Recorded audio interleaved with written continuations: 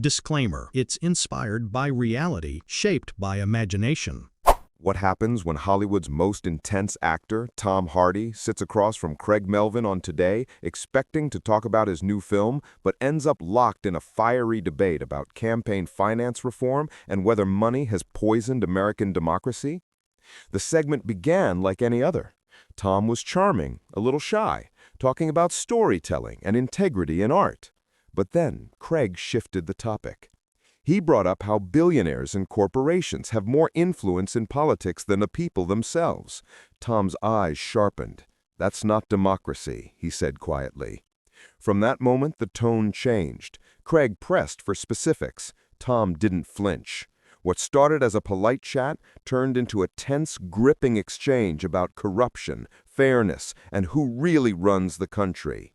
The tension was raw, and the audience could feel it. Viewers expecting small talk got something much heavier and real. By the time Tom leaned forward saying, "If money controls the message, the people have already lost," the studio was silent. The Today with Craig Melvin studio was its usual morning mix of polished light and warmth, the kind that made even serious discussions feel palatable.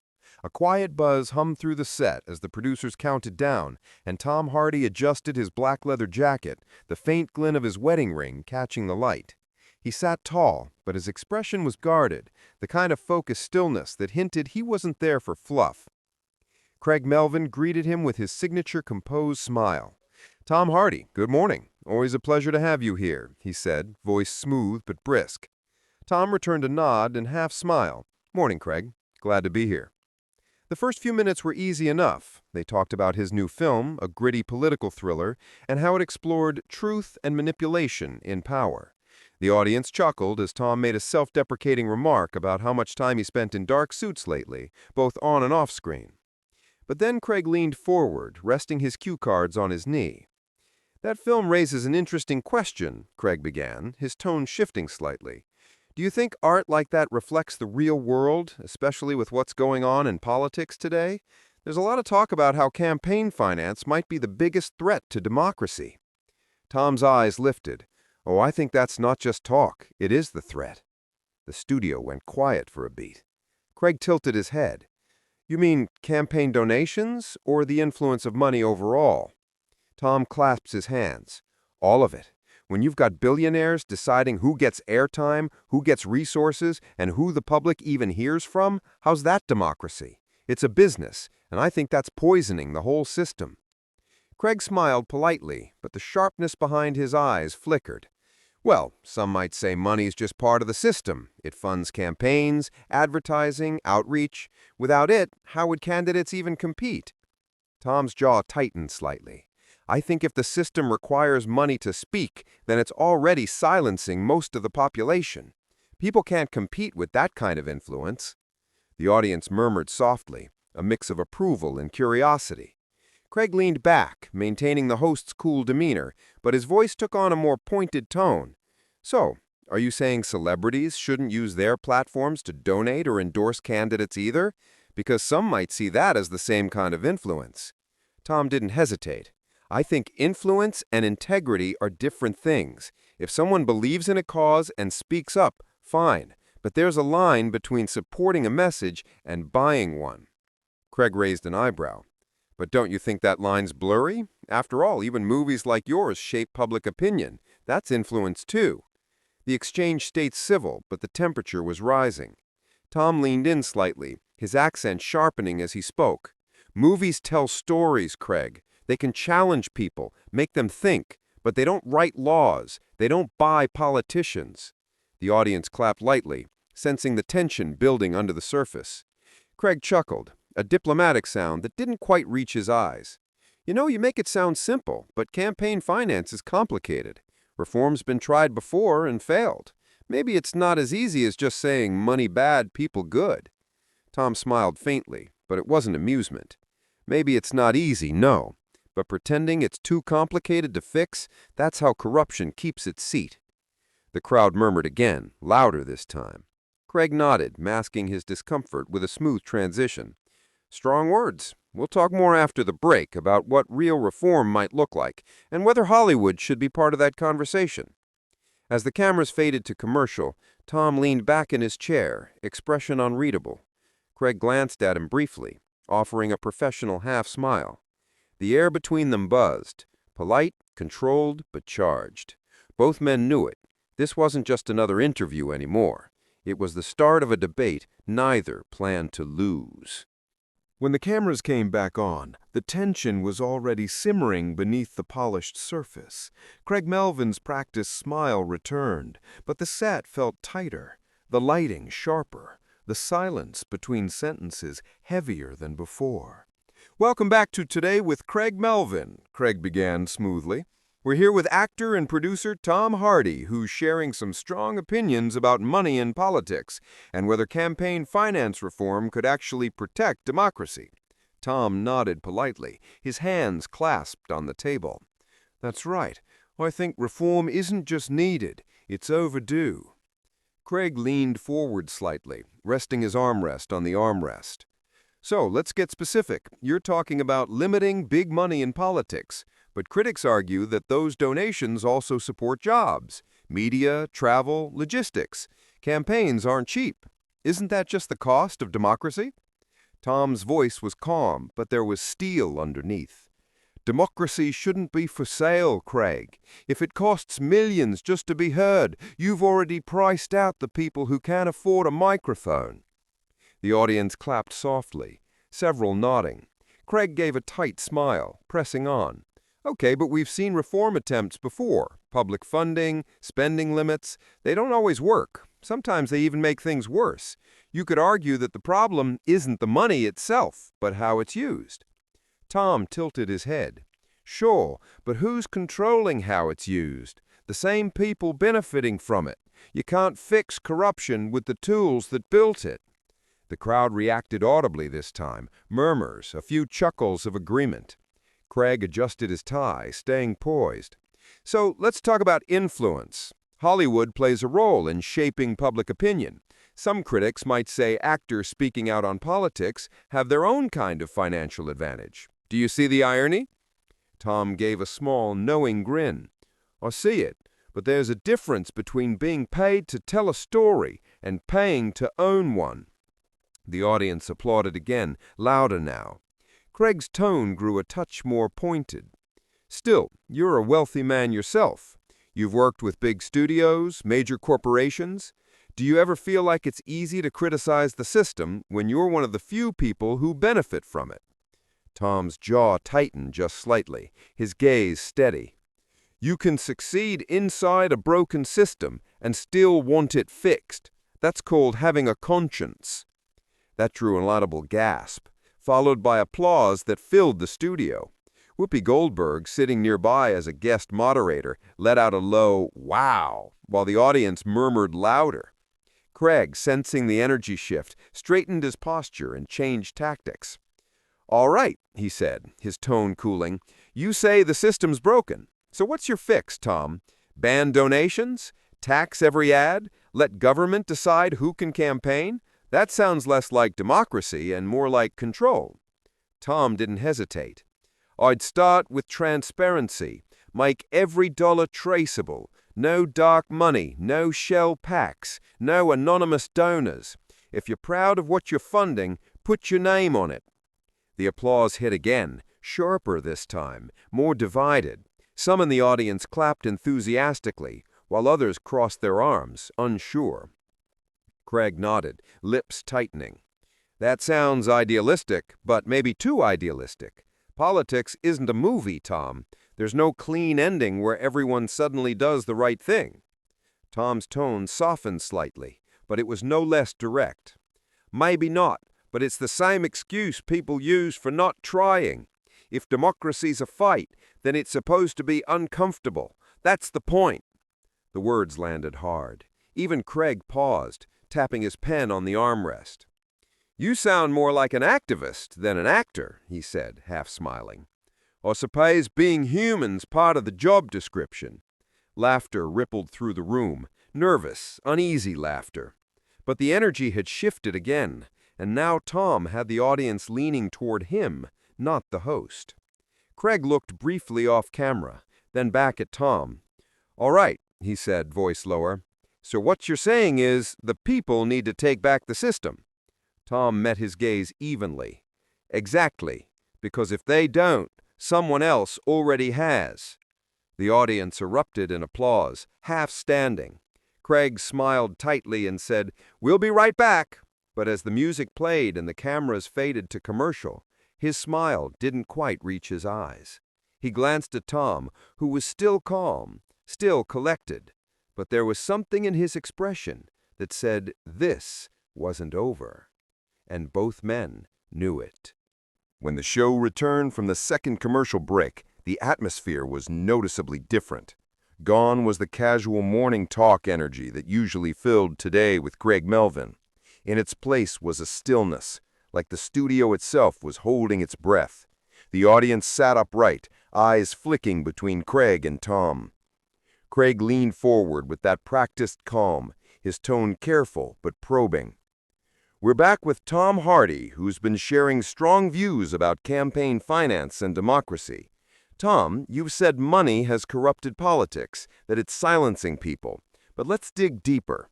You grew up in the UK, not the US. Why are you so passionate about an American issue?" Tom chuckled softly, rubbing his hands together. "Because corruption doesn't need a passport, mate." The audience laughed lately, but Craig stayed focused. "Fair point. But some might say this isn't your fight, that Hollywood actors sometimes insert themselves into debates they don't fully understand." Tom's eyes shifted from amused to firm. "That's the thing, Craig. It is my fight. I've lived long enough, traveled enough, seen enough systems that start with good intentions and end with power hoarded by the few. It's not about nationality, it's about fairness." Craig nodded slightly, but he wasn't done. "Still, there's an argument that older, wealthier generations, the ones with the most money, have simply earned their influence through success. Isn't that just how capitalism works?" Tom paused, then leaned in. "Capitalism's fine when it rewards effort, but when it starts rewarding manipulation, when your voice in democracy depends on your bank account, that's not capitalism anymore. That's control." The audience applauded again, louder this time. But then Tom's tone shifted, quieter, more personal. "You know, I didn't grow up with much. My mum worked 2 jobs. My dad was a writer who never quite fit in the industry. I watched people like them get ignored, hard-working, kind, decent people, because they didn't have the right connections or enough money. And I see that same thing happening in politics now. Ordinary folks shouting into a storm of billion-dollar voices." The room fell silent. Craig's expression softened just slightly. "You think that feeling of being ignored, that powerlessness, is the real danger?" Tom nodded slowly. "Exactly. Because when people feel like the system doesn't hear them, they stop believing in it. And when they stop believing, democracy stops working." A woman in the front row clapped first, quietly. Then the rest followed, until the whole audience was applauding, not for a movie star, but for something deeper. Craig gave a small, uneasy smile. "It's a compelling point, Tom, but politicians would argue they do listen. They rely on votes, after all. Money doesn't always decide elections." Tom's eyes darkened, his tone steady but cutting. "Then explain why 90% of the time the candidate with the most money wins." That line hit like a punch. The audience gasped audibly. Craig blinked, momentarily thrown. Tom continued, his voice growing more passionate. "You've got people choosing between groceries and medicine, while billionaires decide who even gets a debate stage. That's not democracy, that's theater, and we're all paying for the tickets." The applause rose again, this time mixed with cheers. Tom's words hung in the air, heavy with conviction. Craig leaned forward, trying to regain footing. "You make it sound hopeless," he said. "If the system's that broken, where do we even start?" Tom took a breath, his voice quieter now. "You start small. Local elections, school boards, town halls. You talk, you vote, you show up, because silence is what corruption counts on." He looked around the audience, his expression sincere, almost vulnerable. I'm not a politician. I don't have all the answers, but I know this. If people stop believing their voice matters, then it's already over." There was a long pause. The cameras caught Craig's thoughtful look, part respect, part challenge. Finally, Craig said softly, "That's a powerful sentiment, but some would say actors like you have louder voices than most. Doesn't that make you part of the same imbalance?" Tom smiled, but it wasn't defensive. "Maybe, but the difference is, I'm using mine to hand the mic back, not take it away." The audience erupted. Cheers, whistles, claps. Even the production crew could be seen nodding in the background. Craig exhaled, sitting back in his chair. "You realize you've just turned a morning show into a civics class." Tom laughed lightly. "Then maybe we needed one." The moment hung in the air, emotional, unscripted, real. For a few seconds, even the cameras seemed to hesitate before cutting to another break. Craig glanced toward the control booth, then back to Tom. "All right," he said, smiling tightly. "When we come back, we'll see just how far that passion for reform really goes." But as the screen faded to black, one thing was clear to everyone watching. The next segment wasn't going to be calm. It was going to explode. When Today with Craig Melvin came back from its final commercial break, the energy in the studio was charged. The producers had dimmed the lighting just a bit, giving the stage a more serious tone. Craig's smile had faded into a neutral, journalistic expression. Tom Hardy sat upright, his arms crossed loosely, gaze focused and unreadable. Craig started with a calm but unmistakably firm voice. "We're back with Tom Hardy, who's been speaking passionately about the need for campaign finance reform. Tom, before the break, you said democracy has become theater, that money's writing a script, but some would argue that sounds cynical. Don't you worry your message might discourage people from engaging at all?" Tom's eyes flicked to him. "No, I worry it'll wake them up." The audience murmured. Craig pressed on. "But there's a fine line between awareness and defeatism. You've built a career telling stories about anti-heroes, men fighting systems bigger than themselves. Isn't this just another version of that?" Tom tilted his head slightly. "You think I'm romanticizing it?" "I think," Craig said, voice tightening, "you're oversimplifying it. Politics isn't a movie, Tom. It's messy. It's compromise. Sometimes you need big donors to get big things done." Tom leaned forward, elbows on the table, his tone sharpening. "And sometimes those donors are the reason big things never get done. You can't fix a leaking roof by pouring more water on it." The audience chuckled, then applauded. Craig smiled politely, but his tone shifted.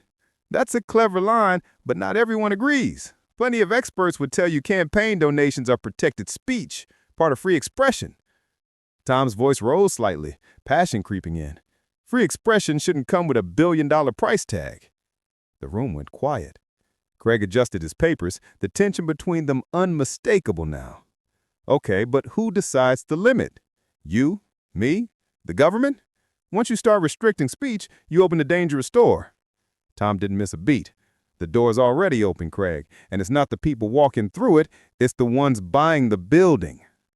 That line hit hard. The audience gasped, a few even stood to clap. Craig's polite facade cracked for the first time.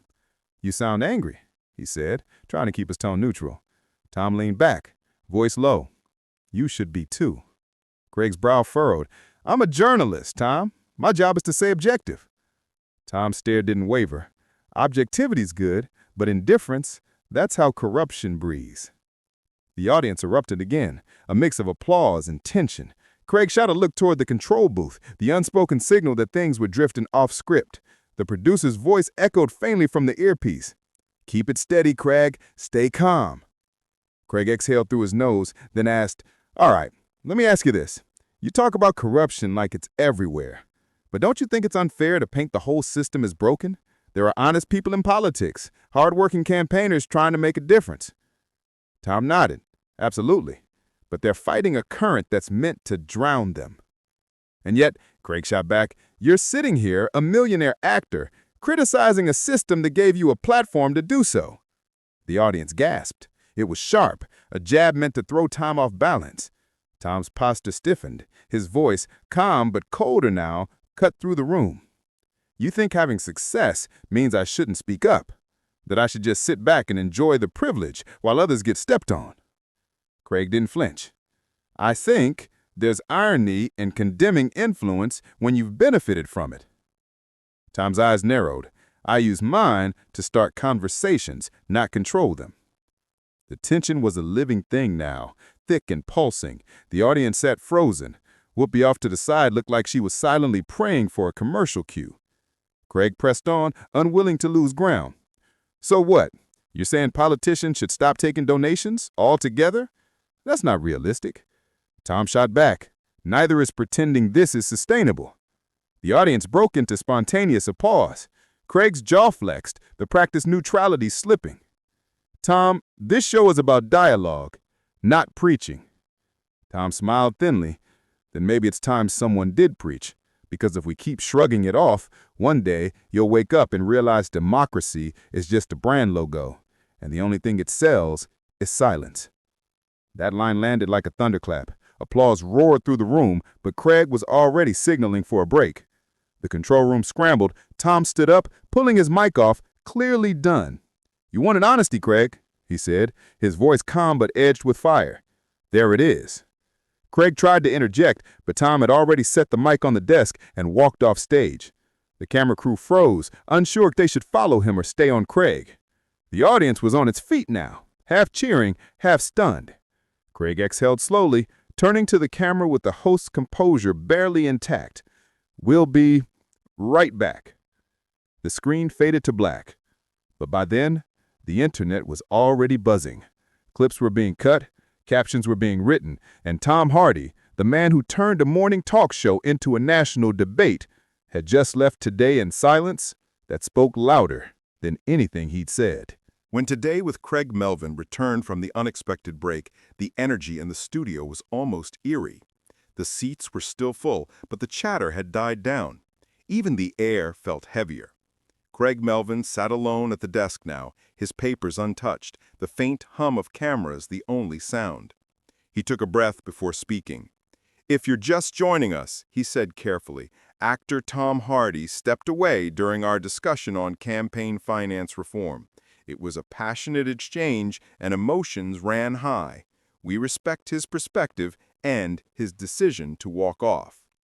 There was no attempt to hide the tension. Craig's voice, usually so smooth, carried the edge of something human. Discomfort, maybe. Reflection. He glanced briefly toward the empty chair beside him. "We don't shy away from tough conversations here. Democracy isn't supposed to be comfortable. But we also believe in listening, really listening, even when we disagree." The camera slowly panned to the audience. Some sat still, others whispered to one another. A few clapped softly, unsure if it was appropriate, but their applause built until the entire room was offering a quiet, respectful ovation. Behind the scenes, producers were already replaying clips from earlier segments, Tom's passionate words about money and silence, Craig's challenges, the moment he stood up and left.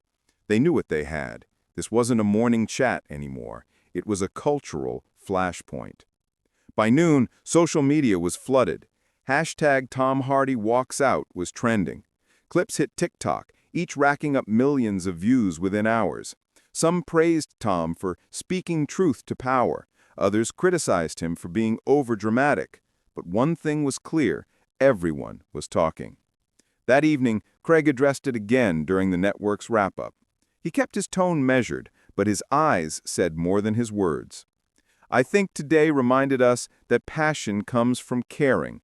And whether you agree with Tom Hardy or not, maybe the real message is that democracy only survives when people still care enough to argue." The show ended without its usual upbeat music, just a wide shot of the empty stage, the applause echoing faintly, the sense that something meaningful, maybe even historic, had just happened. Later that night, Tom posted a single message on his social media. "I didn't walk out. I walked away from noise. When people stop talking about corruption, it wins. I won't let that happen." The post went viral within minutes. And so, a quiet Thursday morning interview turned into something far bigger, not about politics, not even about money, but about conviction. Because sometimes the most powerful line in a debate is the one that ends it.